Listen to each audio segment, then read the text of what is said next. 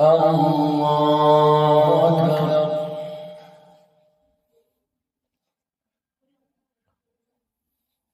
الحمد لله رب العالمين الرحمن الرحيم مالك يوم الدين إياك نعبد وإياك نستعين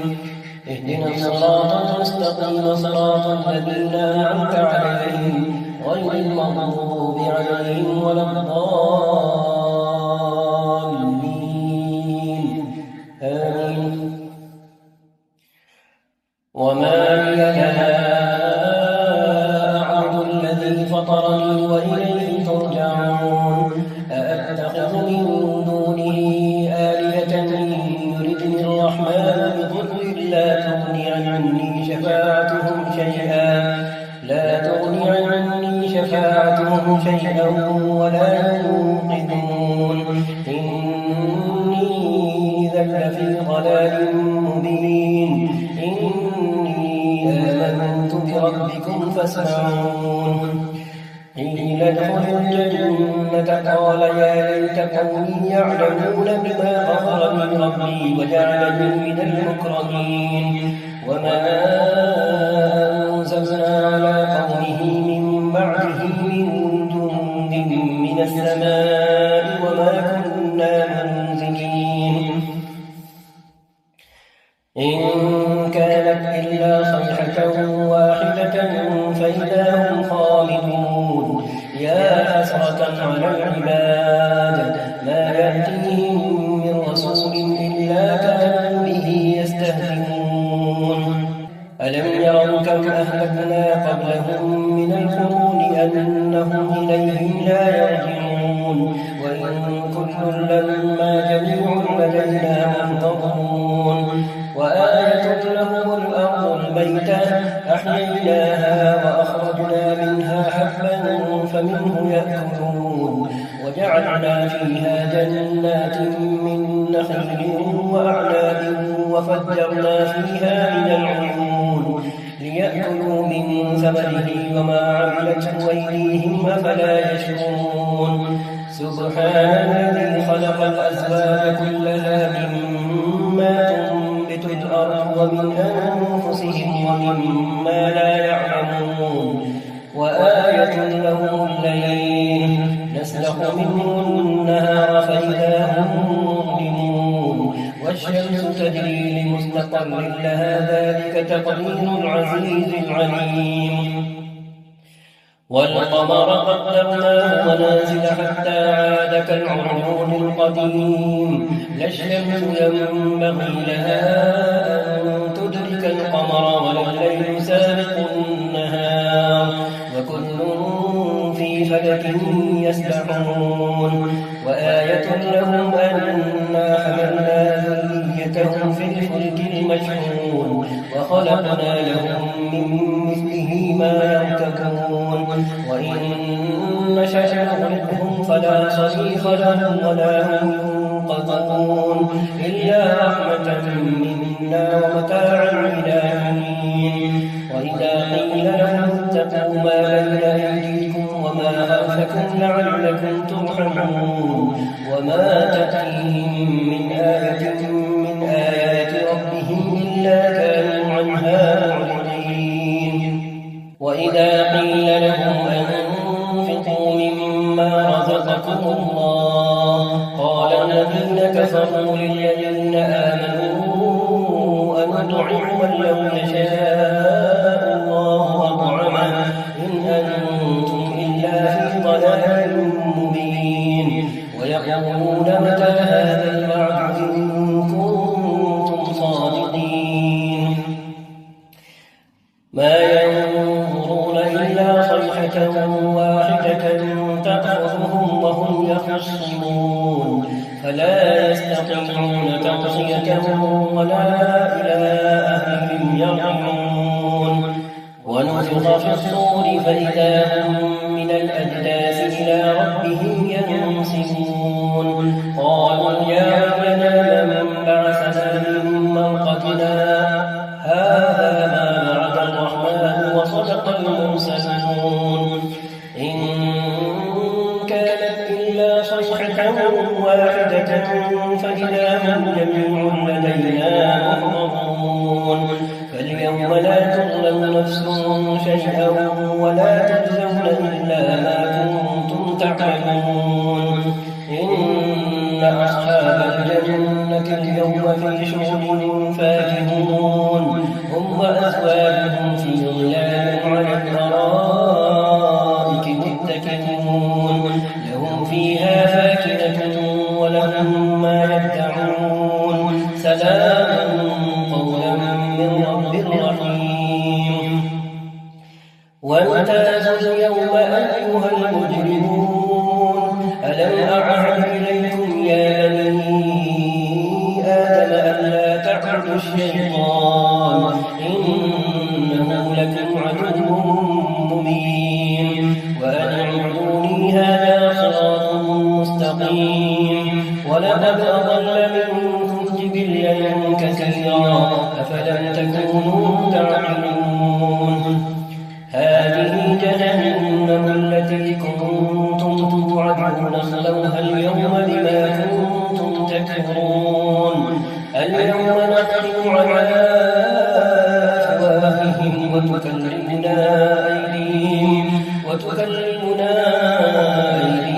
وتشهد أرجلهم بما كانوا يكسبون ولو نشاء لطمسنا على أعينهم فاستبقوا الصراط فأنى يبصرون ولو نشاء لمسخناهم على مكانتهم فما استطاعوا مضيا ولا يرجعون ومن نعمره ننكسه في الخلق أفلا يعقلون وما علمناه الشعر وما ينبغي له إن هو إلا ذكر وقرآن مبين لينذر من كان حيا ويحق القول على الكافرين أفلم يروا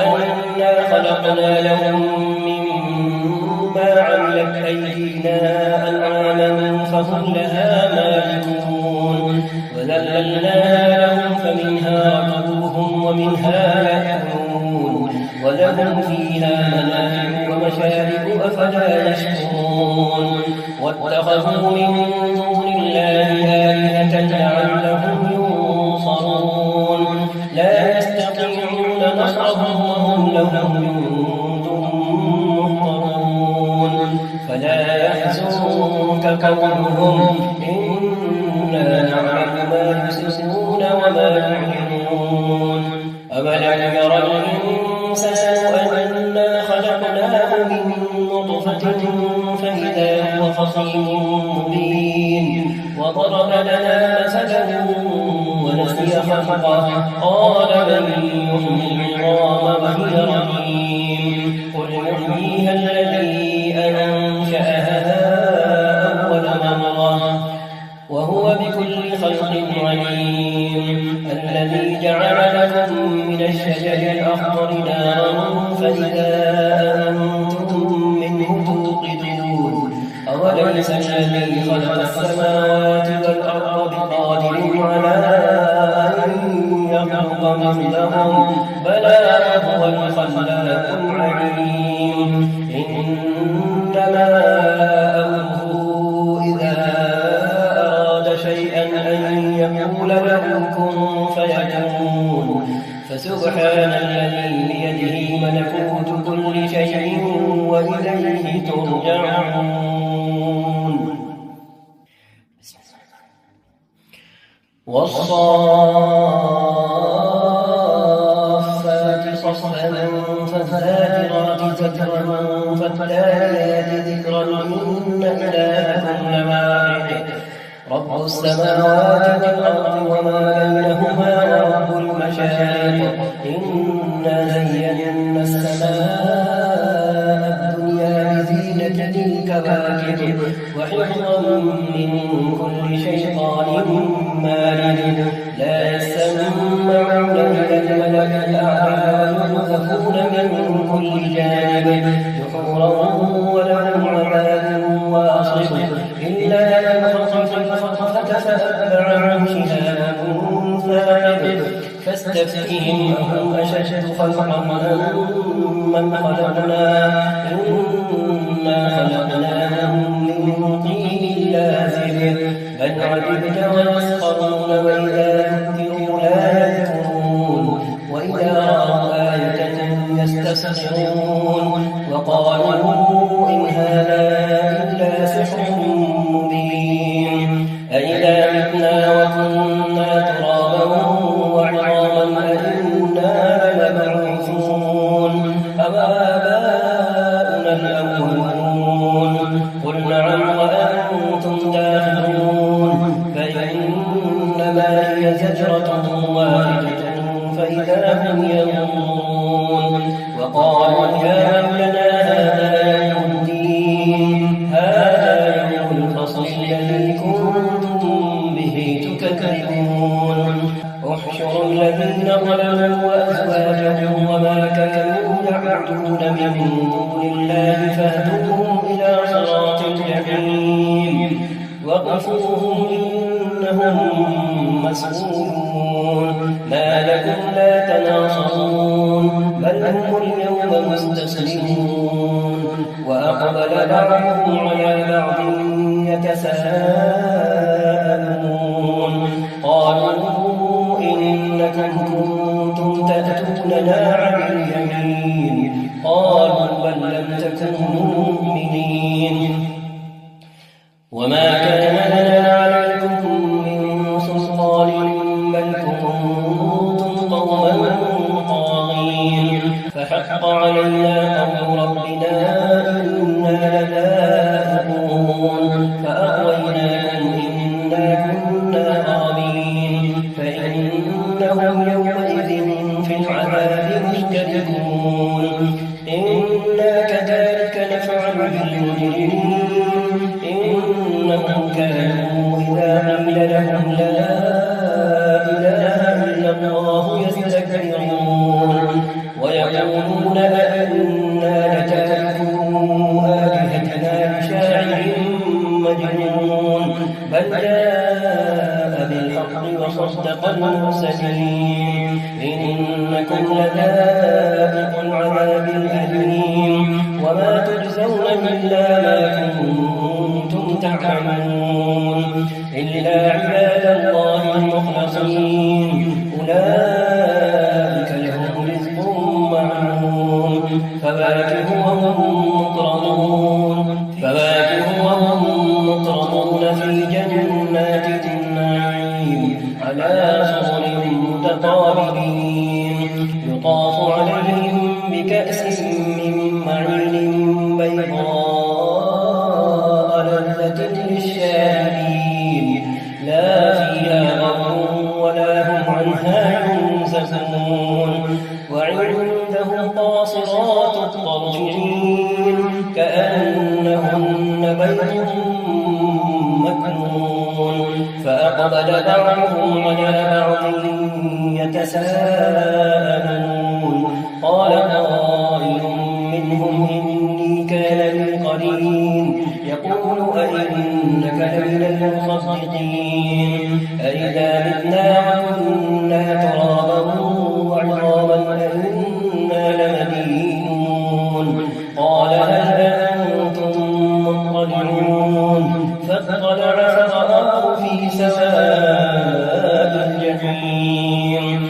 قال تالله إن كدت لتردين ولولا نعمة ربي لكنت من المحضرين أفما نحن بميتين إلا موتتنا الأولى وما نحن بمعذبين إن هذا لهو الفوز العظيم لمثل هذا فليعمل العاملون أذلك خير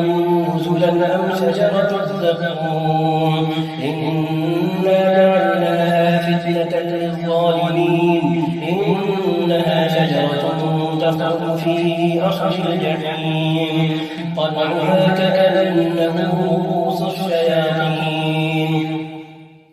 فإنهم لآكلون منها فمالئون منها البطون ثم إن لهم عليها لشوبا من حميم ثم إن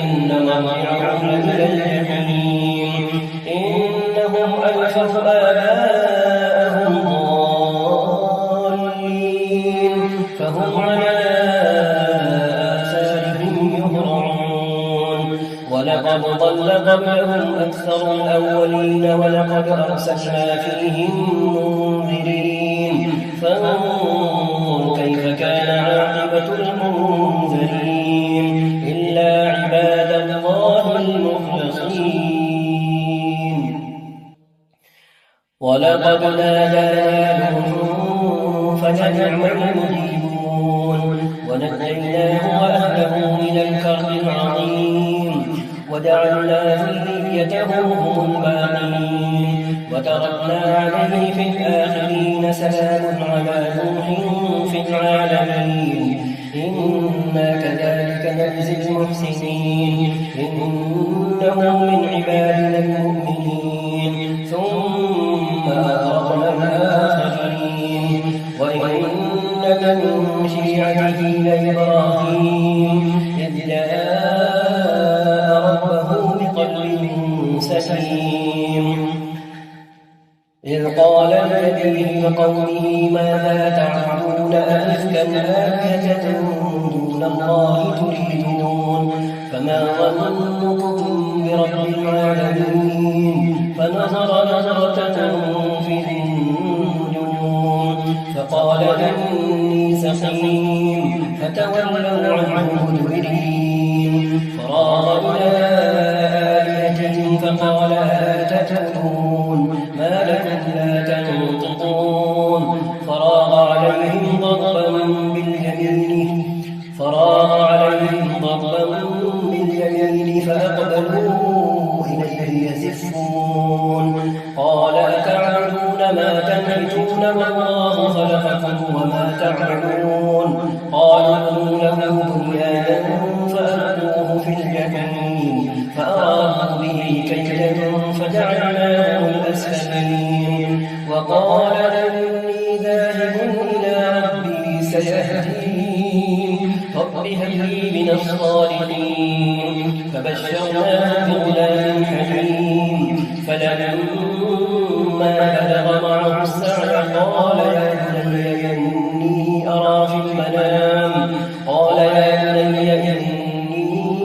أرى في المنام أني أذبحك فانظر ماذا ترى قال يا أبت افعل ما تؤمر ستجدني إن شاء الله من الصابرين فلما أسلما وتله للجبين وناديناه أن يا إبراهيم قد صدقت الرؤيا إنا كذلك نجزي المحسنين قد صدقت الرؤيا إنا كذلك نجزي المحسنين إن هذا لهو البلاء المبين وفديناه بذبح عظيم وتركنا عليه في الآخرين سلام على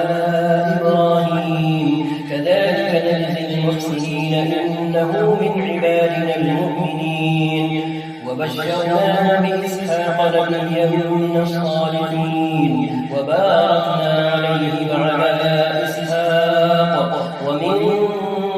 ذريتهما محسن وظالم لنفسه مبين ولقد مننا على موسى وهارون ونجيناهما وقومهما من الكرب العظيم ونصرناهم فكانوا هم الغالبين وآتيناهما الكتاب المستبين وهديناهما الصراط المستقيم وتركنا عليهما في الآخرين سلام على موسى وهارون إنا كذلك نجزي المحسنين إنهما من عبادنا المؤمنين وإن إلياس لمن المرسلين إذ قال لقومه ألا تتقون أتدعون بعلا وتذرون أحسن الخالقين الله ربكم ورب آبائكم الأولين فكذبوه فإنهم لمحضرون إلا عباد الله المخلصين وتركنا عليه في الآخرين سلام على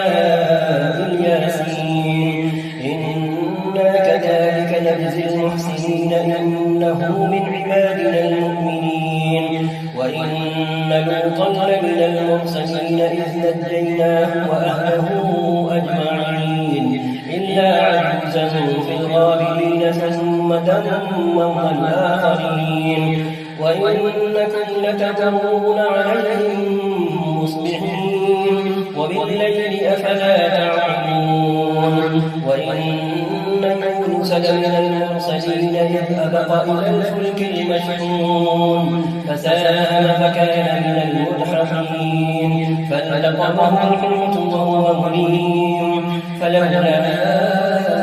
أنه كان من المسبحين للبث في بطنه إلى يوم يبعثون فنبذناه بالعراء وهو سقيم وأنبتنا عليه شجرة من يقطين وأرسلناه إلى 100,000 أو يزيدون فآمنوا فمتعناهم إلى حين فاستفتهم ألربك البنات ولهم البنون أم خلقنا الملائكة إناثا وهم شاهدون ألا إنهم من إفكهم ليقولون ولد الله وإنهم لكاذبون أصطفى البنات على البنين ما لكم كيف تحكمون أفلا تذكرون أم لكم سلطان مبين فأتوا بكتابكم إن كنتم صادقين وجعلوا بينه وبين الجنة نسبا ولقد علمت الجنة إنهم لمحضرون سبحان الله عما يصفون إلا عباد الله المخلصين فإنكم وما تعبدون ما أنتم عليه بفاتنين إلا من هو صال الجحيم وما منا إلا له مقام معلوم وإنا لنحن الصافون وإنا لنحن المسبحون وإن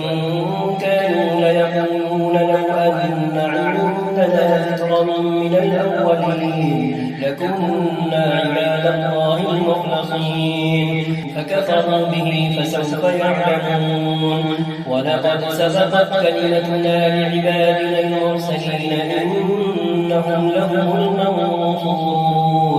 وإن جندنا لهم الغالبون فتول عنهم حتى حين وأبصرهم فسوف يبصرون أفبعذابنا يستعجلون فإذا نزل بساحتهم فساء صباح المنذرين وتول عنهم حتى حين وأبصر فسوف يبصرون سبحان ربك رب العزة عما يصفون وسلام على المرسلين والحمد لله رب العالمين.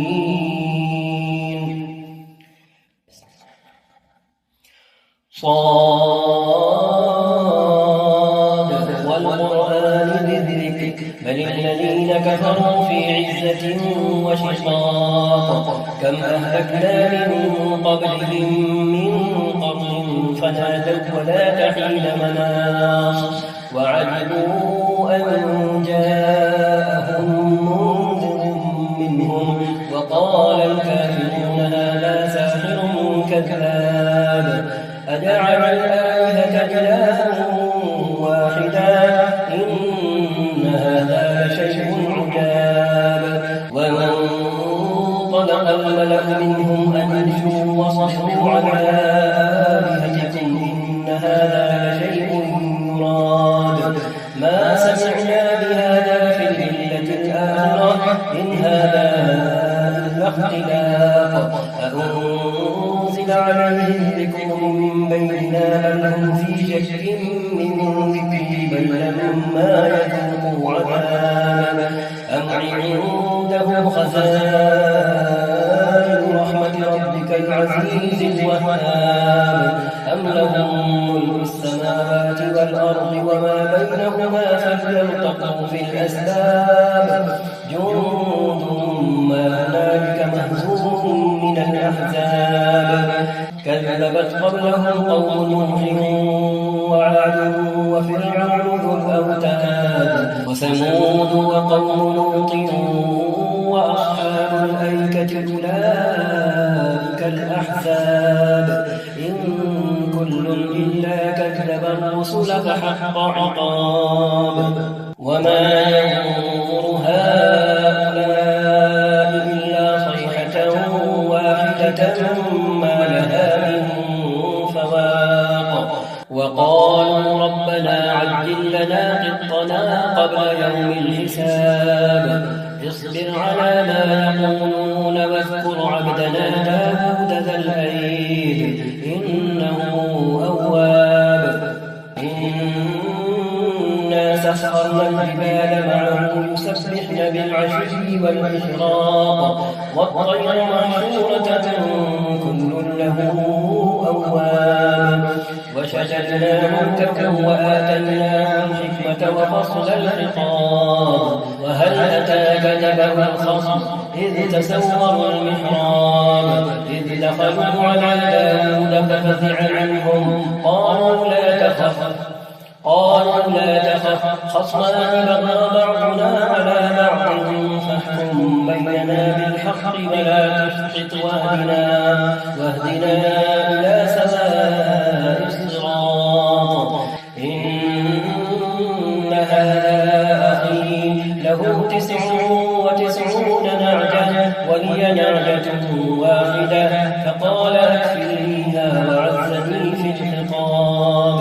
قال لقد ظلمك بسؤال نعمتك إلى نعمه وإن كثيرا من الخلطاء ليبغي بعضهم على بعض إلا الذين آمنوا وعملوا الصالحات وقليل ما هم وظن داود أنما فتناه فاستغفر ربه وخر راكعا وأناب فغفرنا له ذلك وإن له عندنا لزلفى وحسن مآب يا داود إنا جعلناك خليفة في الأرض فاحكم بين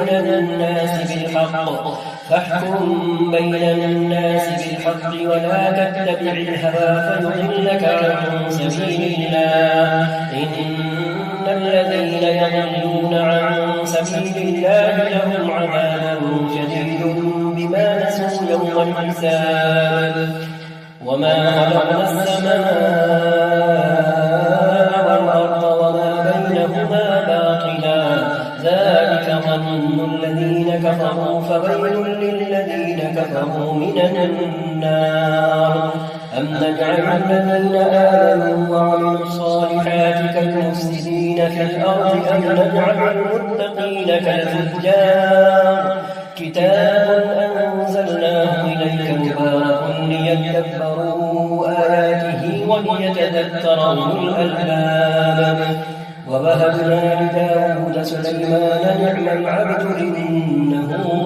أواب إذ عرض عليه بالعشي الصافنات الجياد فقال إني أحببت حب الخير عن ذكر ربي حتى توارت بالحجاب ردوها علي فطفق مسحا بالسوق والأعناق ولقد فتنا سليمان وألقينا على كرسيه جسدا ثم أناب قال رب اغفر لي وهب لي ملكا لا ينبغي لأحد من بعدي إنك أنت الوهاب فسخرنا له الريح تجري بأمره رخاء حيث أصاب والشياطين كل بناء وغواص وآخرين مقرنين في الأصفاد هذا عطاؤنا فامنن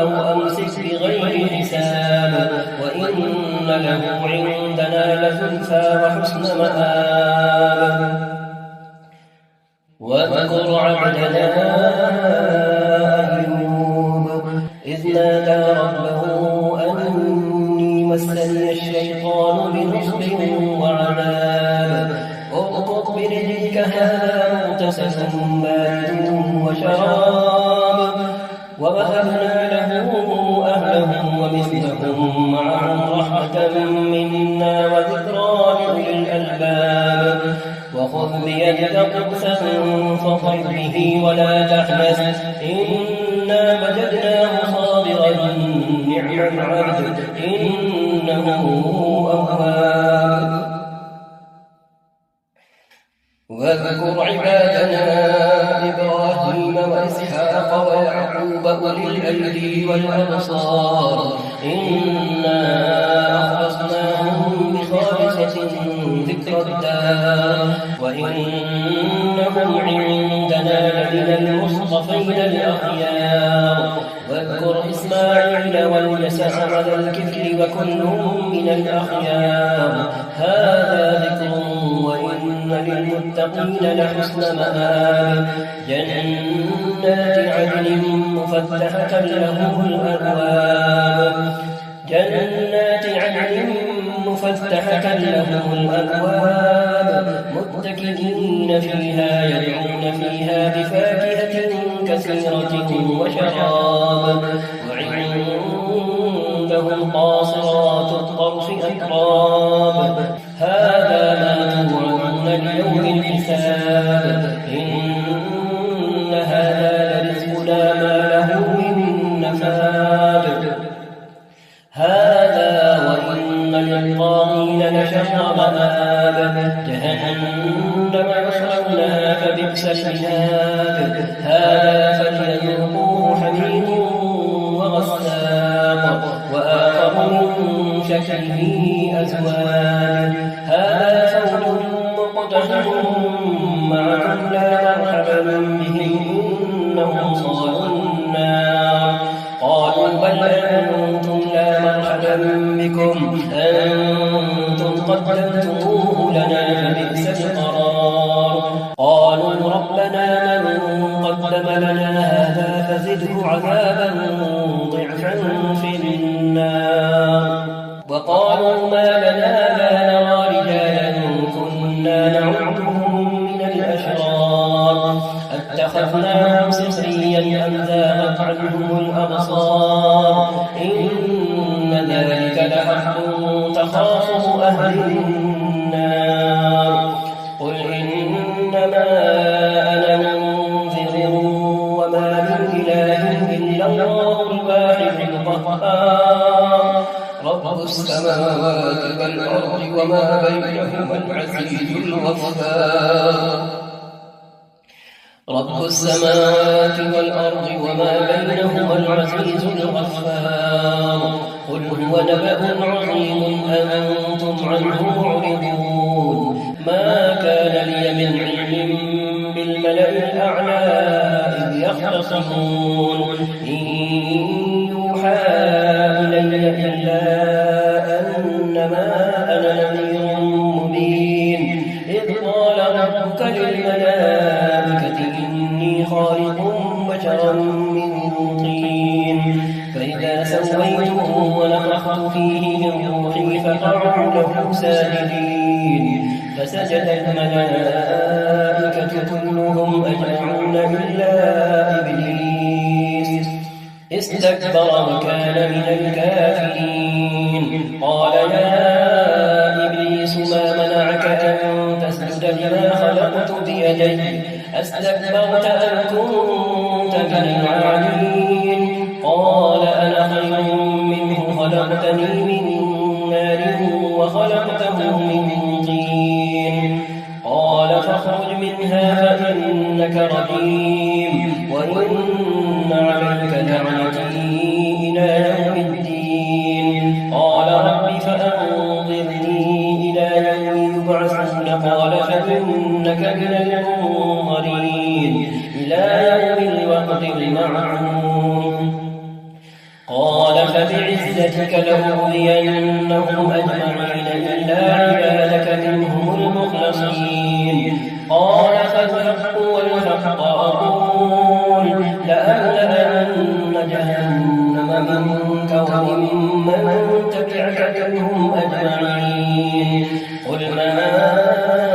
أسألكم عليه من أجر وما أنا من المتكلفين إن هو إلا ذكر للعالمين ولتعلمن نبأه بعد حين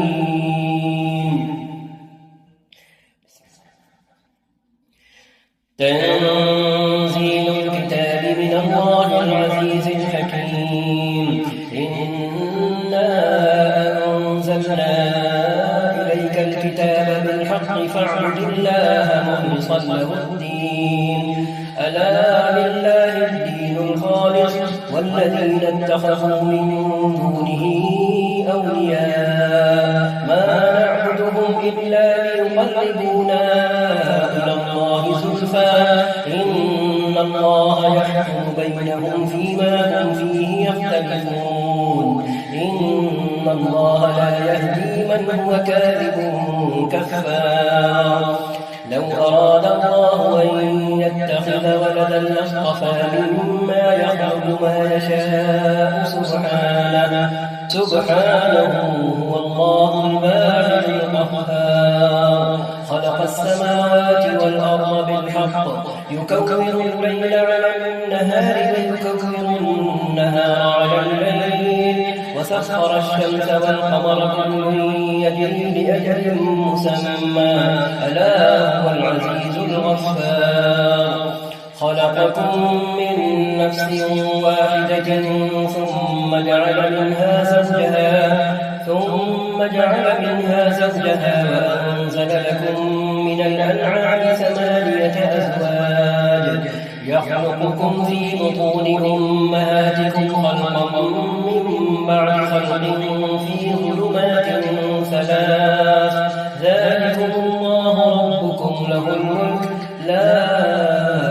إله إلا هو فأنا تصرفون إن تكفروا فإن الله غني عنكم ولا يرضى لعباده الكفر وإن تشكروا يرضه لكم ولا تزر وازرة وزر أخرى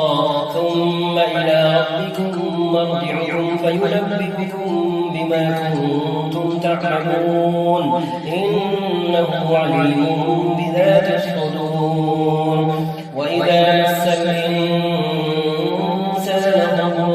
دعا ربه منيبا إليه ثم إذا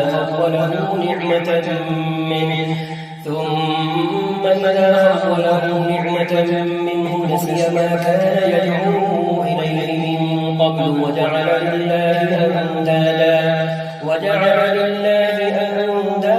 ليضل عن سبيله قل تمتع بكفرك قليلا إنك من أصحاب النار أمن هو قانت آناء الليل ساجدا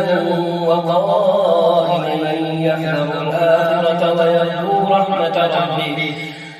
أمن هو قانت آناء الليل ساجدا وقائما يحذر الآخرة ويرجو رحمة ربه قل هل يستوي الذين يعلمون والذين لا يعلمون إنما يتذكر أولو الألباب قل يا عبادي الذين آمنوا اتقوا ربكم للذين أحسنوا في هذه الدنيا حسنة وأرض الله واسعة إنما يوفى الصابرون أجرهم بغير حساب قل إني أمرت أن أعبد الله مخلصا له الدين وأمرت لأن أكون أول المسلمين قل إني أخاف إن عصيت ربي عذاب يوم عظيم قل الله أعبد مخلصا له ديني فاعبدوا ما شئتم من دونه ورسوله قل إن الخاسرين الذين خسروا أنفسهم وأهليهم يوم القيامة ألا ذلك هو الخسران المبين لهم من فوقهم ظلل من النار ومن تحتهم ظلل ذلك يخوف الله به عباده يا عباد فاتقون والذين اجتنبوا الطاغوت أن يعبدوها وأنابوا إلى الله لهم البشرى فبشر عباد الذين يستمعون القول فيتبعون أحسنه أولئك الذين هداهم الله وأولئك هم أولو الألباب أفمن حق عليه كلمة العذاب أفأنت تنقذ من في النار لكن الذين اتقوا ربهم لهم غرف من فوقها غرف مبنية تجري من تحتها الأنهار وعد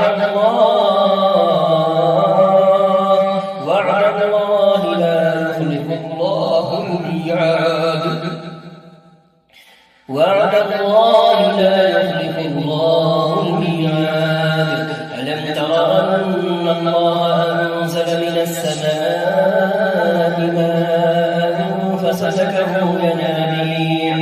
فسلكه ينابيع في الأرض ثم يخرج به زرعا مختلفا ألوانه ثم يهيج فتراه مصفرا ثم يجعله حطاما إن في ذلك لذكرى لأولي الألباب أفمن شرح الله صدره للإسلام فهو على نور من ربه فويل للقاسية قلوبهم من ذكر الله أولئك في ضلال مبين الله نزل أحسن الحديث كتابا متشابها مثانية تقشعر منه جلود الذين يخشون ربهم ثم تجري جلودهم وقلوبهم إلى ذكر الله ذلك هدى الله يهدي به من يشاء ومن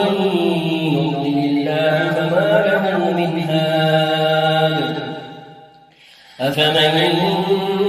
يتقي بوجهه سوء العذاب يوم القيامة وقيل للظالمين ذوقوا ما كنتم تكسبون كذب الذين من قبلهم فأتاهم العذاب من حيث لا يشعرون فأذاقهم الله الخزي في الحياة الدنيا ولعذاب الآخرة أكبر لو كانوا يعلمون ولقد ضربنا للناس في هذا القرآن من كل مثل لعلهم يتذكرون قرآنا عربيا غير ذي عوج لعلهم يتقون ضرب الله مثلا رجلا فيه شركاء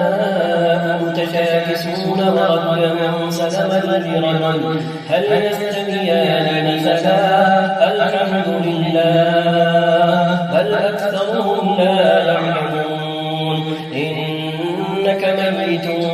وإنهم ميتون ثم إنكم يوم القيامة عند ربكم تختصمون